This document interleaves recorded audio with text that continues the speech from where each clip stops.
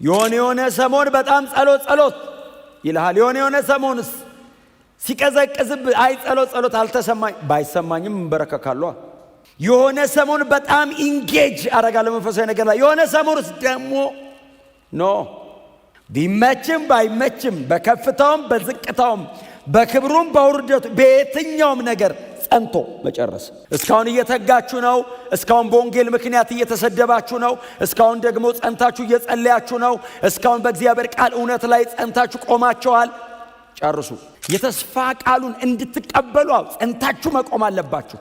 በምን ውስጥ? በመከራ መካከል ምቾቶቻችሁን ለመልቀቅ ፈቃደኛ መሆን አለባችሁ። በጣም የምትጓጉለትን ነገር ለእግዚአብሔር ለመሰዋት ፈቃደኛ መሆን አለባችሁ። የሚበልጠው ሰማያዊ ነው ካልኩኝ ምድራዊውን ነገር ለመተው መጨከን አለብኝ። ስለመታመን ስለመጠበቅ እከፍልሃለሁ። ፌዝፉል ሆነ መንገዴ ላይ አማራጭ እያለ አቋራጭ እያለ እድል እያለ እምቢ ብለ ቀጥ ብለ ጠብቃለሁ። እኔ እከፍላለሁ። ዋጋ ታላቅ ነው። የምትፈልጉት ነገር እስከ መጨረሻ ጽናታችሁን የሚጠይቅ ነው። እግዚአብሔር ሪዋርድ እንዲያደርገው ሁሉም ሰው ይፈልጋል። እግዚአብሔር እንዲሸልመው ሁሉም ሰው ይጓጓል። እግዚአብሔር ለማን ነው የሚሰጠው? እስከ መጨረሻ ለሚጸና። እስከ መጨረሻ መጽናት ምን ኮስት ሊያደርግ ይችላል? ሕይወቴን ሊያደርገው ይችላል። ኮስት ጊዜን፣ ጉልበቴን፣ ገንዘቤን ብቻ አይደለም፣ ሕይወት ነገ ሊጠይቀኝ ይችላል። እና እንዳትጥሉ ጽኑ። ይሄ መታመናችሁ በእግዚአብሔር ዘንድ ታላቅ ዋጋ አለው። እግዚአብሔር ነው ዋጋ የሚሰጠው። እግዚአብሔር ነው የሚተምነው። እግዚአብሔር ነው የሚያከብረው። ታዲያ እንዳትጥሉት። ከምን ጋር የተያያዘ ነው? ጸንቶ ከመጨረስ ጋር የተያያዘ ነው። እስከ መጨረሻ ከመታመን ጋር የተያያዘ ነው። መታችኋል እስካሁን ነው፣ አይበቃም፣ ጨርሱ።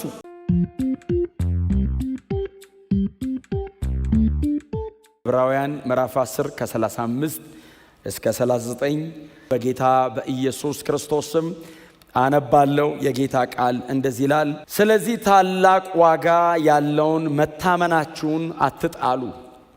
የእግዚአብሔርን ፈቃድ ፈጸማችሁ የተስፋ ቃሉን እንድትቀበሉ ጸንታችሁ መቆም ያስፈልጋቸዋል። ምክንያቱም ከጥቂት ጊዜ በኋላ የሚመጣው እርሱ ይመጣል፣ አይዘገይም። ጻድቅ ግን በእምነት ይኖራል። ወደ ኋላ ቢያፈገፍግ ነፍሴ በእርሱ ደስ አትሰኝም።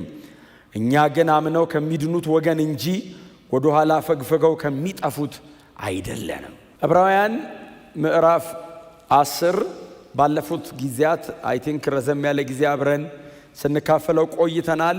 የጌታችን ኢየሱስ ክርስቶስን የመስዋዕትነት ሥራ ወይንም ደግሞ ክህነቱን ወይንም ደግሞ መስዋዕት መሆኑን በጣም በስፋት እየተረከልን እየመጣ አሁን እዚህ ምዕራፍ 10 አካባቢ በተወሰነ መንገድ ይቋጫዋል። ከዛ በኋላ የሚቀጥሉት ምዕራፎች ላይ ምዕራፍ 12 እና ምዕራፍ 13 አካባቢ ምናልባት አለፍ ብሎ የሚያነሳቸው ነገሮች ካሉ እንደዛም ደግሞ ስንደርስበት እንመለከተዋለን።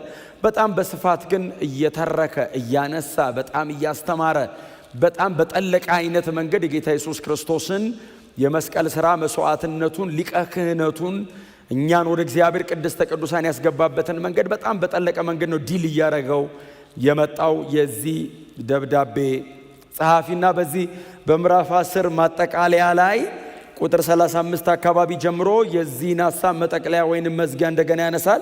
ምን ብሎ ነው የሚናገረው? ቁጥር 35 ምንድን ነው የሚለው? ስለዚህም ታላቅ ዋጋ ያለውን መታመናችሁን አትጣሉ። በጣም እነዚህ መጽሐፍ ቅዱስ ጸሐፊዎች በመንፈስ ቅዱስ ተነድተው ነው በእርግጥ የጻፉት፣ ግን በጣም አስደናቂ ነው አይደል? ብርሃናቸው የሚጫኑበት ቦታ፣ የሚረግጡበት ቦታ፣ ሐሳባቸው ሰው ውስጥ እንዲገባ የሚሄዱበት ርቀት በጣም አስደናቂ ነው እና ታላቅ ዋጋ፣ ስለዚህ ታላቅ ዋጋ ያለውን መታመናችሁን አትጣሉ። ስለዚህ የሚለው ከላይ ከመጣው ነገር ጋር በጣም የሚያያዝ ነው። ታላቅ ዋጋ ያለውን መታመናችሁን አትጣሉ። ታላቅ ዋጋ ያለው መታመን፣ ታላቅ ዋጋ ያለው መታመን አለ በእናንተ ዘንድ። እንደዚህ ያለ ታላቅ ዋጋ ያለው መታመን ተገኝቷል። እሱን መታመናችሁን አትጣሉ። እግዚአብሔር ይመስገን። ሪዋርድ እግዚአብሔር የሚያደርገው በጣም ታላቅ ዋጋ ያለው መታመናችሁ፣ ግሬት ኮንፊደንስ፣ በጣም ትልቅ መታመን፣ በእግዚአብሔር ላይ ያለ መደገፍ። ይህንን መታመናችሁን እግዚአብሔር ዋጋ ይሰጠዋል። ታላቅ ዋጋ ነው ያለው፣ በጣም የከበረ ነው። እግዚአብሔር በጣም ቫልዩ ያደርገዋል እና አትጣሉት፣ እንዳይቀልባችሁ።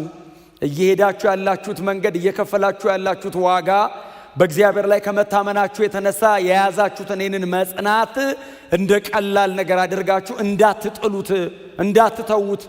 አንዳንዶች መጥተው ምናልባት ሊያክፋፉባችሁ ይችላሉ። በጣም ታላቅ ዋጋ አለ ይሄ መታመናችሁ። በዚህ መታመናችሁ ምክንያት የከፈላችሁት ነገር አለ። በዚህ መታመናችሁ ምክንያት እየሄዳችሁ ያላችሁበት መንገድ አለ። እስከ ዛሬ ድረስ መታችኋል።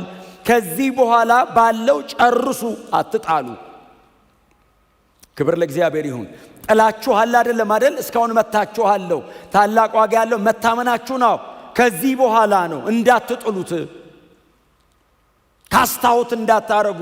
የሚጠቀመው አንድ የተጻፈበት ቋንቋ ቃል አለ የሚጠቀመው በጣም ቫልዩ በጣም ትልቅ የሆነ እጅግ በጣም ውድ የሆነ በጥንቱ ዘመን የነበረውን የከበረ ልብስ፣ በጣም የከበረ ልብስ በጣም በብዙ ዋጋ ተከፍሎ ተገዝቶ የተለበሰ የከበረውን ልብስ አውልቆ ቆሻሻ ላይ እንደመጣል ነው ስዕሉ። በጣም ዋጋ ተከፍሎበት፣ ብዙ ገንዘብ ወጥቶበት፣ ብዙ ተለፍቶበት፣ ብዙ ተደክሞበት፣ በብዙ መታገል የተገኘን ነገር እንደ ዋዛ ዝም ብሎ መጣል። ይሄ መታመናችሁ በእግዚአብሔር ዘንድ ታላቅ ዋጋ አለው። እግዚአብሔር ነው ዋጋ የሚሰጠው፣ እግዚአብሔር ነው የሚተምነው፣ እግዚአብሔር ነው የሚያከብረው። ታዲያ እንዳትጥሉት። ከምን ጋር የተያያዘ ነው? ጸንቶ ከመጨረስ ጋር የተያያዘ ነው። እስከ መጨረሻ ከመታመን ጋር የተያያዘ ነው። መታችኋል፣ እስካሁን ነው፣ አይበቃም፣ ጨርሱ። እስካሁን እየተጋችሁ ነው። እስካሁን በወንጌል ምክንያት እየተሰደባችሁ ነው። እስካሁን ደግሞ ጸንታችሁ እየጸለያችሁ ነው። እስካሁን በእግዚአብሔር ቃል እውነት ላይ ጸንታችሁ ቆማችኋል። ጨርሱ፣ አይበቃም። የምትፈልጉት ነገር እስከ መጨረሻ ጽናታችሁን የሚጠይቅ ነው። እግዚአብሔር ሪዋርድ እንዲያደርገው ሁሉም ሰው ይፈልጋል። እግዚአብሔር እንዲሸልመው ሁሉም ሰው ይጓጓል። እግዚአብሔር ለማን ነው የሚሰጠው? እስከ መጨረሻ ለሚጸና። እስከ መጨረሻ መጽናት ምን ኮስት ሊያደርገኝ ይችላል? ሕይወቴን ሊያደርገው ይችላል ኮስት። ጊዜን፣ ጉልበቴን፣ ገንዘቤን ብቻ አይደለም፣ ሕይወት ነገር ሊጠይቀኝ ይችላል። እና እንዳትጥሉ ጽኑ። ጎናችሁ አርሶ ጸንተ ጨርስ በሉት እስቲ። ያላላችሁትን ሰው በሉት ጸንተ ጨርስ። እንዳትጥል፣ እንዳትጥይ፣ እንዳትጥሉ። የከበረ ነው፣ በጣም ውድ ነው። ምንድነው እነዚህ ሰዎች መታመናቸው የተባለው? እንዳትጥሉት የተባሉት፣ ጨርሱ፣ ጠብቁ እስከ መጨረሻ የተባሉት ምንድነው? ከቁጥር 32 ጀምሮ እስከ 34 ያለው እኮ ነው። ከቁጥር 32 ጀምሮ ምንድነው? ብርሃን ከበረላቸው በኋላ በመከራ ውስጥ በብርቱ ተጋድሎ ጸንታችሁ የቆማችሁበትን የቀድሞውን ዘመን አስቡ። ብርሃን በርቶላችሁ፣ አዎ ጸንታችሁ ቆማችኋል። አዎ ብዙ መከራ መጥቶባችሁ ተጋፍጣችኋል። አዎ የቀድሞ ዘመን የኖራችሁበት እሱን አስቡ።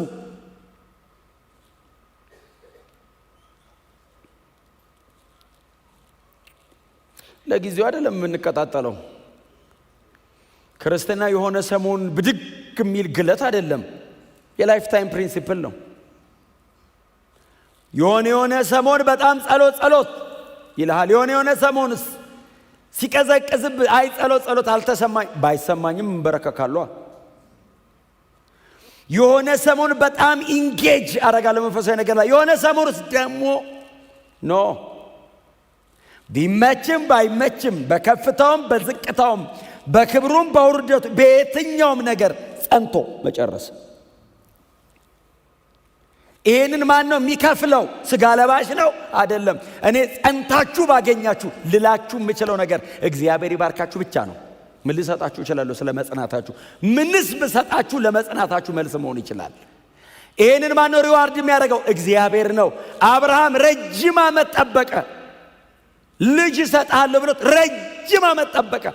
ሲቃይ በዛበት፣ በጣም ቀላል አልነበረም መንገዱ። እግዚአብሔር መጣና እንደዚህ አለው፣ አብርሃም አለው። አቤት ሲለው አትፍራ አለውና ታላቅ ዋጋ እኔ ነኝ። የቀድሞ ትርጉም እናንተ እጅ ላይ ያለው ዋጋ እጅግ ታላቅ ነው አይደለም የሚለው። NIV ለምንድን ታላቅ ዋጋው እኔው ነኝ፣ እኔ ሪዋርድ አደርጋለሁ። ምን አለ? ራሴን ስለ መጽናት እከፍልሃለሁ፣ ስለ መታመን ስለ መጠበቅ እከፍልሃለሁ። ፌዝፉል ሆነ መንገዴ ላይ አማራጭ እያለ አቋራጭ እያለ እድል እያለ እምቢ ብለህ ቀጥ ብለህ ጠብቃለሁ፣ እኔ እከፍላለሁ። ዋጋ ታላቅ ነው። ታላቅ ዋጋ ያለውን መታመናችሁን አትጣሉ። አፖባሎ ዶንት ካስት አውት፣ አትጣል፣ ጨርሱ። እስቲ አሜን በሏ። ቸርችም፣ ቤትም፣ መንገድ ላይ፣ ሰው መሃልም፣ ብቻህንም አትጣል። የሚያቃልልባችሁ በጣም ብዙ ነገር ይኖራል እኮ ደጅ የተቀበላችሁት ይሄንን ክቡር ነገር አንተው ምርጫ አተነው መንገድ አተነው አሁን እንደዚህ አይነት ነገር ውስጥ ገብተህ ራስን የምታስረው በዚህ ዕድሜ አጉል ክርስትና የምትለው የምታከረው የምታጠብቀው አሁን ዝም ብለህ ጸሎት መንፈሳዊነት የምትለው ና የት ሄድብሃል? እግዚአብሔር የምሕረት አምላክ አይደል?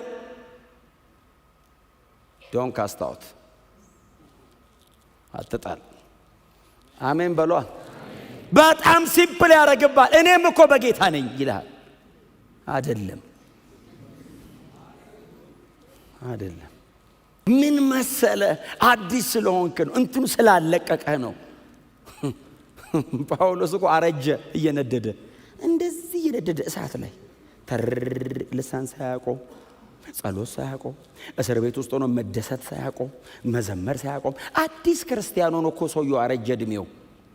ክርስትና ገና ሰማይ ዘላለም ይቀጥላል። መሬት ላይ እንዴት ነው የሚያረጅብህ? ገና በ2 ዓመት በ3 ዓመት በ10 ዓመት በ20 ዓመት ገና ዘላለም እየነደድን እንቀጥላለን። ገና ዙፋኑ ፊት እንቀጥለዋለን። እንዳትጥሉ። እንደዚህ የሚያናነቅባለው ቶሎ ሽሸው። ከቻለ ቸርች ይዘውና እምቢ ካለ ተለየው። እውነቴን ነው የምነግራችሁ። ባይዘው ና ቸርች በለው። በጣም ስለምንወደው ና አልመጣም ናንተ እዚህ ቅር ካለ ብራዘር ልቀቀኝ ነው ማለት ያለብህ። ለምን መሰለህ? አንተ ወንበር ላይ እሱ መሬት ላይ ነው። ስትጓተቱ እሱ ግራቪቲ ራሱ ያግዟል። ጎትቶ ነው የሚጠለ። አላቅጀ ከፍታ ላይ ያለ ለመውደቅ ባይዘው ይቀርብ ነው። እታች አለ ምንም ነገር ያግዟል። ደሞ እታች እንዳትጥሉ። ለምን ይባላል? የሚያስጠላላ የሚጎትታላ። መጽናት ለምንድን ነው የሚጠየቀው?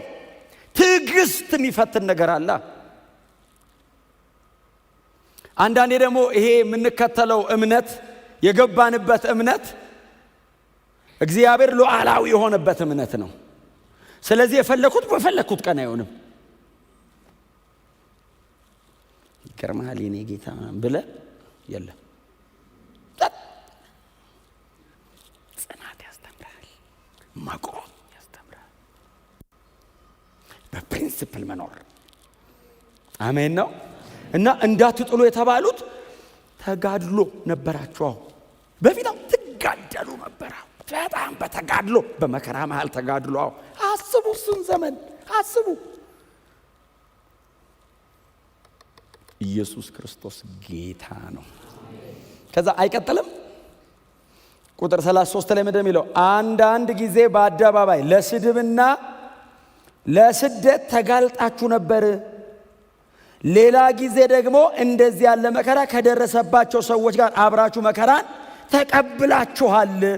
እናንተ ራሳችሁ የተሻለና ለዘወትር የሚኖር ሀብት ያላችሁ መሆናችሁን ስለምታውቁ ለታሰሩት ራራችሁ፣ ንብረታችሁም ሲዘረፍ በደስታ ተቀበላችሁ። ስለዚህ አይደለም የሚለው ቃሉ። በዚህ ሁሉ ውስጥ ጸንታችሁ ቆማችኋል። እና ሰዎቹን ይሄ ጸሐፊ ሲያስታውሳቸው አዎ ይላሉ። ተጋድለናል። አዎ ለስድብና ለስደት ተጋልጠን ጸንተናል። አዎ እንደውም ከእናንተ አልፋችሁ ለሌሎች ሁሉ ተረፋችሁ ነበር። ንብረታችሁ ሲዘረፋው በደስታ ደስ ይላል። እንዴ ንብረት ሲዘረፍ ክርስትና እኮ ነው።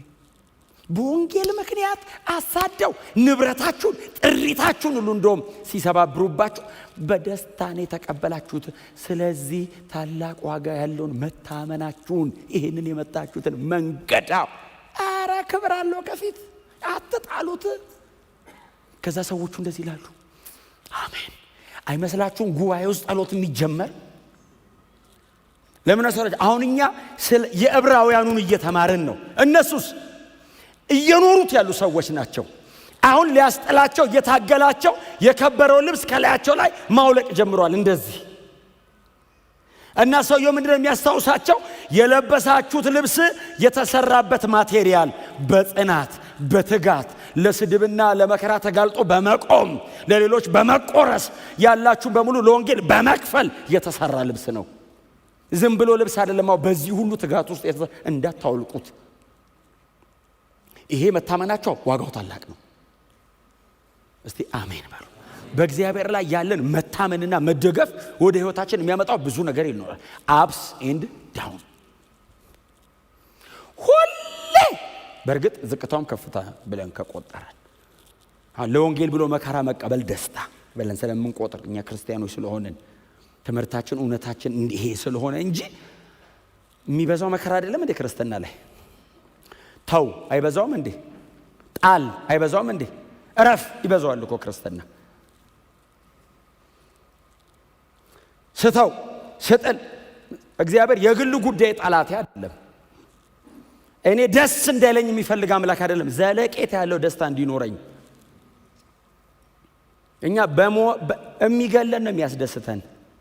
እግዚአብሔር ደግሞ ታው በመኖር ተደሰት ከኔ ጋና ሲለን ከግል ምኞቴ እግዚአብሔር ሲያላቀቀኝ እንጂ እኔ ደስታ ጠላት የኔ ክብር ጠላት አይደለም። እግዚአብሔር እንደውም የክብሬ የብዙ ሞገስና የብዙ በሱ ፊት መወደዴ ምክንያት እግዚአብሔር እንደውም ምክንያቴ ነው። ክብር ለስሙ ይሁን።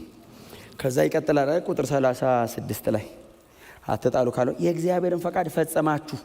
ዋው! የተስፋ ቃሉን እንድትቀበሉ ጸንታችሁ መቆም ያስፈልጋችኋል።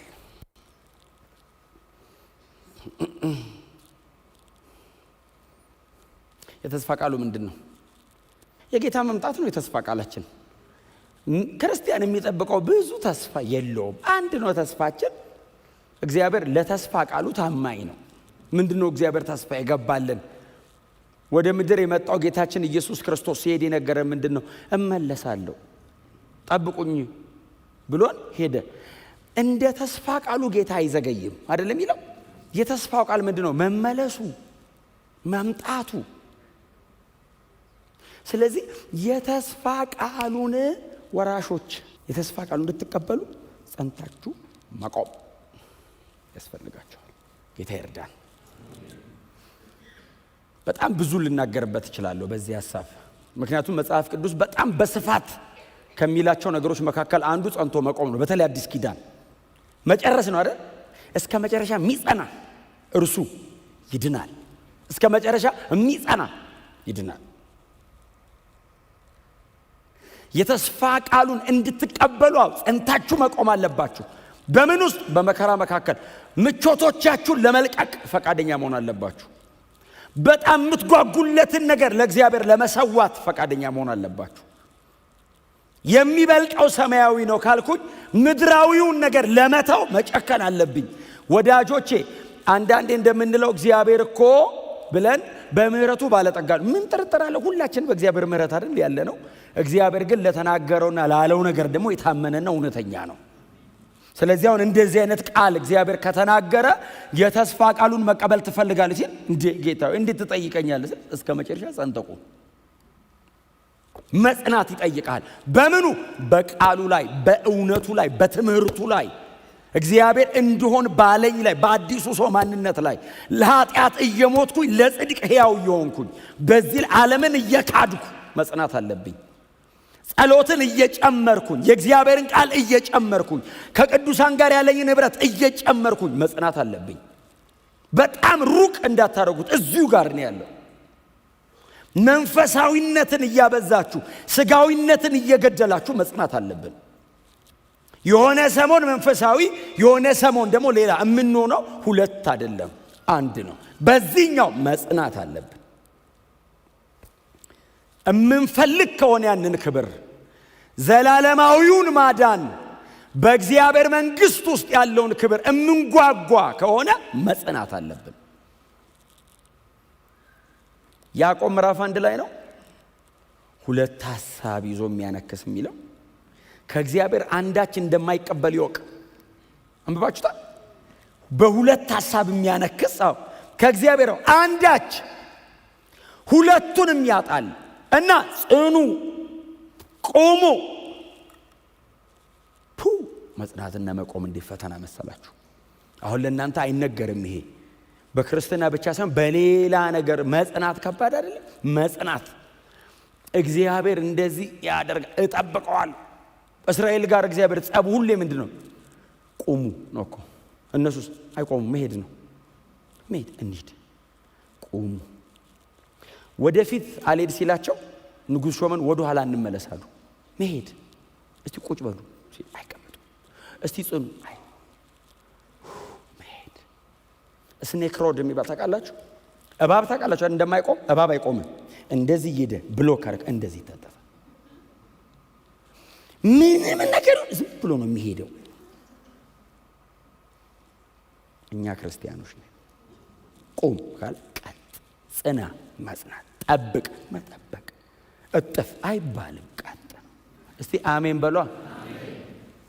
አንዳንድ ሰው ነበር ነው እኮ የምትሉት፣ ፍሬቻ አላበራ፣ እየሄድኩ ነው አላለ፣ ሳታጡታላችሁ። የተስፋ ቃሉን የምትፈልጉ ከሆነ አላው እንድትቀበሉ ወደ ሙላት ውስጥ እንድትገቡ ጽኑና ቁሙ። እስቲ አሜን በሏ። ጎናችሁ ላይ ጽናና ቁም በሉት።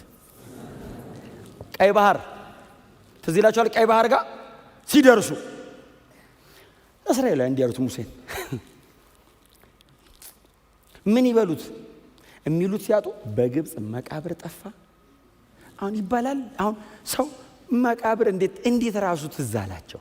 ከሞትክ በኋላ አሞራይ ብላ ምን አሁን በስርዓት ቀብሩ አልቀብሩ?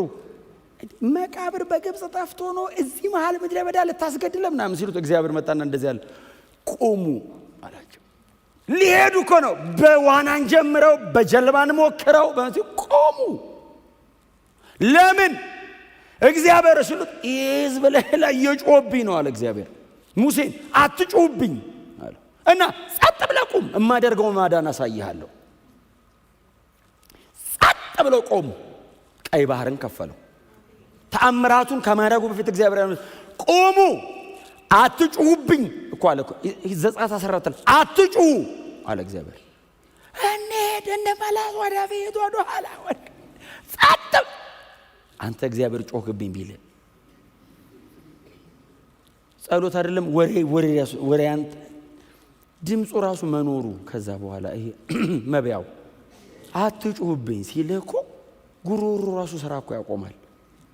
ለምንድን ነው እግዚአብሔር አትጩሁ ያለው? ቁሙ ለማለት። በቃ ቁሙ፣ ጸጥ በል ነው። ቁሙ፣ እኔ ልስራ። መቆም ከባድ ነው። መጽናት ከባድ ነው። አንድ ነገር ላይ ደጋግሞ ማድረግ ከባድ ነው። ለዛውም ቶሎ ምላሽ የሚሰጥ ለማይመስል ነገር በጣም ደጋግሞ እዛ ነገር ላይ ባጠገብ ሹልክ እልፍ ነገር ሲሉ የተሻወድክ ሁሉ ይመስላል። አንድ ነገር ላይ ቆመ ዝም ብዬ ነው ጌታን ምለው ያስብላል። አይደለም፣ ዝም ብለን አይደለም። ኢየሱስ ይመለሳል እና ሰውየው የሚላቸው ቁሙ አላቸውና ከዛ በኋላ ምንድነው የሚለው? የሚቀጥለው ቁጥር ምክንያቱም ከጥቂት ጊዜ በኋላ የሚመጣው እርሱ ይመጣል፣ አይዘገይም። ይሄ ሰውዬ ከምን ጋር ያያያዘው? ከጌታ ኢየሱስ ክርስቶስ ዳግም ምጽአት ጋር ያያያዘው። ጸንታችሁ ቁሙ፣ መታመናችሁን አትጣሉ ምናምን ሲላቸው ሰውየው እነሱ እንደዚህ ይላሉ። ምን ውስጥ ሊከተል ነው ሲሉ እንደ ተስፋ ቃሉ እርሱ በእርግጥ ይመጣል፣ አይዘገይም። የዚህ ደብዳቤ ጸሐፊ ይሄንን ጥቅስ የተዋሰው ዕንባቆም ላይ ሄዶ ነው አይደል? ዕንባቆም ምዕራፍ 2 ቁጥር 3 ቁጥር 4 ዕንባቆም የተጨቃጨቀበት ምዕራፍ ነው። ትዝ ይላችኋል? አሶር ይመስለኛል ተነስቶ መከራቸውን ሲያበላቸው ዕንባቆም ምዕራፍ 1 ላይ ጩኸት ነው አይደል? ዕንባቆም ጻድቁ ሲገፋ ሲወድቅ ኃጢአተኛው ከፍ ሲል ዝም እንዴት ትላለህ? ከእግዚአብሔር ጋር እኮ ሙግት ነው። እግዚአብሔር ሆይ ኃጢአተኛ ናቸው እነዛ እየሰለጠኑ እየበረቱ ከፍ እያሉ፣ ጻድቅ ነው ሕዝብህ እየጎሰቆለ እየደቀቀ እየወደቀ ነው፣ እንዴት ዝም ትላለህ ይለዋል ምዕራፍ 1 ላይ። ከዛ ምዕራፍ 2 ላይ እግዚአብሔር መጣና እንደዚህ ያለው፣ አንባቢው ያስተውል፣ ራእዩን ግለጠው፣ እነግርሃለሁ ጻፈው አለው። እሺ ሲል እርሱ በእርግጥ ይመጣል አይዘገይም።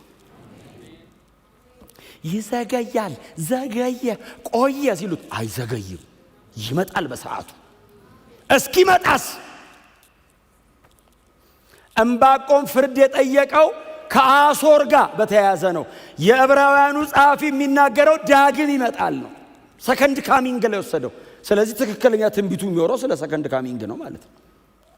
የዕንባቆም ጥላ ነው በጊዜው ለነበረው እስራኤላውያን ስለ መገፋታቸው የተነገረ ነገር ነው።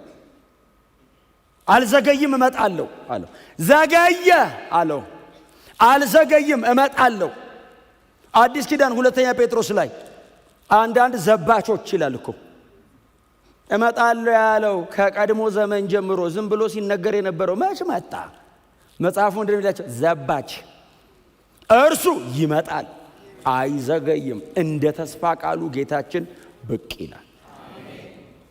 አማኝ መታመኑን ጠብቆ የሚጨርሰው በምን ላይ ተደግፎ ነው? በኢየሱስ ክርስቶስ ዳግም መመለስ ላይ። ጥላውን እስከ መጨረሻ ጽኑ ትለናል። ምን ላይ? ኢየሱስ እስኪመጣ እኛ እስክንሄድ። ጽናት የተጠየቀው የላይፍ ታይም ነው። መሃል ላይ መጥቶ የሆነ ነገር ቢያደርግልህ ለመጽናት መልስ መሆን አይችልም፣ መልስ መሆን አይችልም። ለዚህ መታመናችሁ መልስ መሆን የሚችለው የጌታችን የኢየሱስ ክርስቶስ መመለስ ብቻ ነው። መልስ መሆን አይችልም። የሆነ ነገር ቢያደርግልህ መልስ ይሆናል እንዴ ለመጽናት? መሬት ላይ ያለ አንዳንድ ነገር ቢያደርግልህ ያልጸኑ ዝም ብሎ የኖሩ ሰዎችም እኮ አግኝተውታል። እንደፈለገ የኖረም እኮ ያገኘዋል። አንዳንድ የምንጸልየውን ጸሎት፣ አንዳንድ የምትሰሟቸውን ነገሮች እግዚአብሔር ቢያደርግልኝ ምናምን የምትሏቸውን ነገሮች እኮ ምናልባት እኮ ዞር ዞር ብትሉ የሆኑ ሰዎች ጋር እኮ አሉ እኮ በጌታ ያሉኑ ሰዎች ጋር። ታዲያ ይሄ መታመንና ይሄ መጽናት ይሄ ሁሉ በኃጢአት መካከል ጸንቶ በጽድቅ መኖር መልስ ሊሆኑ ይችላል እንዴ? ምድራዊ ነገር አይሆንም። የኢየሱስ መመለስ ነው መልሱ። እግዚአብሔር ሪዋርድ ያደርጋለሁ። መቼ? እመጣለሁ፣ መጥቼ አልዘገይም፣ በሰዓቴ በጊዜ እመጣለሁ አለ። ኢየሱስ ይመለሳል፣ አይዘገይም። ይመስለናል ዓለም እየሄደች ያለችበት መንገድ፣ እኛ እየሄድን ያለንበት መንገድ የመጨረሻው ደቂቃ ላይ ቆመን እንዳለን ይሰማናል። ግን ደግሞ ጌታ ሆይ ቶሎና፣ ጌታ ሆይ አንዳንዴ የምታልፉበት መንገድ ጌታ ሆይ ዘገየ፣ አይዘገይም፣ ይመጣል፣ አይዘገይም ካለ በኋላ ከዛ ጻድቅ ግን በእምነት ይኖራል። አንተ አንቺ ጻድቅ በእምነት ይኖራል። እምነታችን የሚመሰረተው በጌታ በኢየሱስ ክርስቶስ ዳግም መመለስ ላይ ነው። እምነት የሚመሰረተው እሱ ላይ ነው። እምነት ተስፋ የምናደርገው ነገር አለ። ምዕራፍ 11 የሚቀጥለው ሳምንት አባቶች ይላቸዋል። የተመሰከረላቸው በዚህ ነው። እነማን ናቸው አባቶች? እነ አብርሃም፣ እነ ሙሴ። ውቅያኖስ ናቸው ሰዎቹ። በምንድነው የእምነት አባት የተባሉት? በዚህ ምን ተስፋ አድርገው? ኢየሱስ ይመለሳል ብለው። ምን ንቀወጡ? ምድራዊ ነገር ንቀወጡ። ምን ትተወጡ? አንዳንዶች የሚጸልዩት የጸሎት ርዕስ እነሱ እጅ ላይ ድሮ በጌታ ሳይሆኑ መልስ ነበረ፣ እጃቸው ላይ ነበረ። አንዳንዶች እግዚአብሔር ቤተ መንግስት አስገባይ ይላሉ። ሙሴ ከንግስና ነው ጦሎ የወጣው። አንዳንዶች እግዚአብሔር ሆይ በእንትን በከብት በባሪያ በምናምን ባርከኝ። አብርሃም እሱን እርግፍ አድርገው ነው ትቶ የወጡት። የአንዳንድ ሰው ጸሎት እነሱ ጋር ድሮ ነው የተመለሰው። እምነታቸው ታዲያ ምን ላይ ነው የተመሰረተው? በክርስቶስ ኢየሱስ መምጣት ላይ። ጻድቅ በምን ይኖራል? በእምነት፣ በህይወት፣ በእምነት። ጳውሎስ ይህንን ይጠቀመዋል አይደል? ገላትያ ምዕራፍ 3 ላይ፣ ሮሜ 1:17 ላይ ይጠቀመዋል ይህን ቃል። ከዕንባቆም ላይ ነው የወሰደው እኮ። ጻድቅ በእምነት ይኖራል። በእምነት ነው የሚኖረው። እግዚአብሔር ለዕንባቆም ያለው እኮ ነው። ተገፋን፣ ተሰቃየን፣ ወደቅን፣ አለቅን ጻድቃን ሲገፉ ሲለው ጻድቅማ በእምነት ነው የሚኖረው አለው። እግዚአብሔር ለዕንባቆም ስትሬት ፎርዋርድ ነው መልሶ፣ እንዲቀጥተኛ። እኛ ጻድቃን ስንገፋ በንጽህና የኖርን እግዚአብሔር መከራ ስናይ የፍትህ ጥያቄ ፍትህ ተጓደለ ሲለው ጻድቅ አዎ ሲል በእምነት ነው በህይወትም ይኖረው እና እመነኛ እመጣለሁ አልኩ እኮ አልዘገይም፣ ተደገፈኝ። ይሄ ድምጽ ነው አይደል ዕንባቆምን ያጽናናው። እግዚአብሔር መች መጣ? አልመጣም። ምዕራፍ 2 ላይ እመጣለሁ አለ፣ አልመጣም። ምዕራፍ 3 ላይ አልመጣም። 3 ምዕራፍ ነው ያለው መጽሐፉ፣ አልመጣም። ምዕራፍ 3 ባይመጣ አለ በለስ እንኳን ባታፈራ፣ የወይራ ስራ ቢጎድል፣ ከብቶች በናም ባይኖሩ፣ እኔ ግን በእግዚአብሔር ደስ ይላል። አልመጣም። እመጣለሁ። ታዲያ ጻድቅ አይደል በእምነት ኑራ ሲለው በእምነት ኑር የሚለው ታውቃለህ። ሌላ መዝሙር ቀየረ።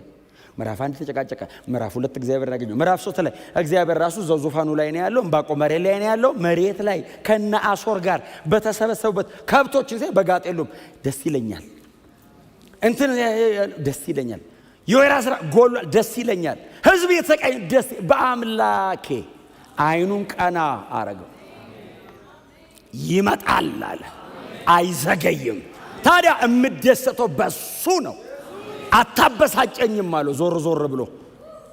ጻድቅ በእምነት አይንን ቀና ስታረግ ሪጆይስ ታረጋለህ። ነገር ተቀይሮ አይደለም፣ የኢየሱስ መመለስ የጌታ መምጣት የደስታችን ምክንያት እሱ ነው። ምንጭ ሆድ ውስጥ ይከፍታል። ጻድቅ በእምነት ነው የሚኖረው። ጎናችሁ ያለው ጻድቅ በእምነት ነው የሚኖረው በሉት። ጫን በሉትና ጻድቅ በእምነት በህይወት ይኖራል በሉት። አዎ የሚታየው ነገር ምንም ሊሆን ይችላል። ጻድቅ በእምነት ነው የሚኖረው። መሬት ወዴትም ልትሄድ ትችላለች። እንደዚህ እየዞረች የነበረችው እንደዚህ ልትመለስ ትችላለች። ፀሐይ ባትመጣና ብትቀር የሆነ ነገር ቢሆን አንድ በጣም እምወደው የመጽሐፍ ቅዱስ ክፍል አለ። መዝሙር 46 የቆሬ ልጆች መዝሙር ምንድነው የሚለው? አምላካችን መጠጊያችንና ኃይላችን ነው አሉ። አምላካችን አሉ ባገኘን በታላቅ መከራ፣ በመከራ አይደለም በታላቅ መከራ። እንግዲህ ታላቅ ሆነ ምን አይነት ሊሆን እንደሚችል አስቡት። በታላቅ መከራ ረዳታችን ነው አሉ። ስለዚህ ከባድ ቃል ነው።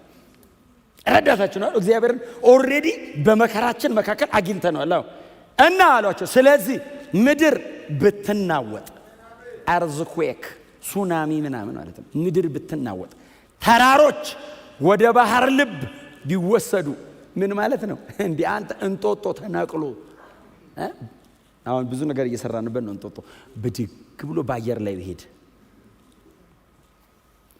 መዝሙር 46 እዚህ ይላል ወይስ በህልሜ ነው የምትለው? አልነቃውም። ዛሬ ደግሞ እግዚአብሔር ምንድነው የምታሳየኝ? ይሄ ራእይ ተራሮች ተናቅለው ወደ ባህር ልብ ቢወሰዱ አንፈራ። ለምን? አምላካችን መጠጊያችንና ኃይላችን ነው። እስቲ አሜን በሏ። የሚታየው ዝብርቅርቅ ሊል ይችላል። ኖርማል ሶሻል ሲስተም አይደለም። ናቹራሊ ያለው ነገር ሊበለሻሽ ይችላል። ከዋክብት ሊረግፉ ይችላሉ እኮ ነው። ተራራ ተነቅሎ ከሄደ የዓለም ፍጻሜ ማለት እኮ ነው። በእግዚአብሔር ደስ ይለናል። ጻድቅ እንደዚህ ነው የሚኖረው። አሁን ስትወጡ በጣም ብዙ ነገር ቻሌንጅ ሊያደርጋችሁ ይችላል። ነገ ስራ ቦታ ስትሄዱ በተለያየ መንገድ ውስጥ ልታልፉ ትችላላችሁ። ይህንን እውነት እንዳትረሱ። ጌታዬ ይመጣል፣ አይዘገይም። ኢየሱስ ይመለሳል። ለጌታ ብዬ የምከፍለውን እያንዳንዱ ነገር ሪዋርድ ያደርገኛል። ከሰው እጅ አልቀበልም፣ አልፈልግም። ሰው ቢሰጠኝም በፍጹም አይሆንም። እንኳን ለጌታ ብለህ የከፈልከውን አይደለም ሰውየው ለሱ ብለህ ያረከውን ራሱ ቢመልስልህ በትክክል አይመልስም። ለጌታ ብዬ የከፈልኩት ነው ራሱ ጌታ ይመልሰው። ሰብስቦ መጨረሻ ላይ ይመልሰው። በየመንገዱ እያቀመሰ ለምን ያልቃል ሰማይ? እዛው ሰብስቦ ድብልቅልቅ ያርገው ሰማይ። ጌታችን ይመለሳል እና በእምነት ዘጋው። በእምነት ጻድቃው በእምነት ነው የሚኖረው አለና ከዚህ የመጨረሻው ቁጥር ምንድነው የሚለው? ወደ ኋላ ቢያፈገፍግ ነፍሴ በእርሱ ደስ አትሰኝም። የሚያፈገፍግ ካለ አው መጥቶ አው እግሩ ተጎትቶ ተይዞ አፖስታሲ ይሄንን ምዕራፍ 6 ላይ አንስቼዋለሁ በጣም ብዙ ጊዜ።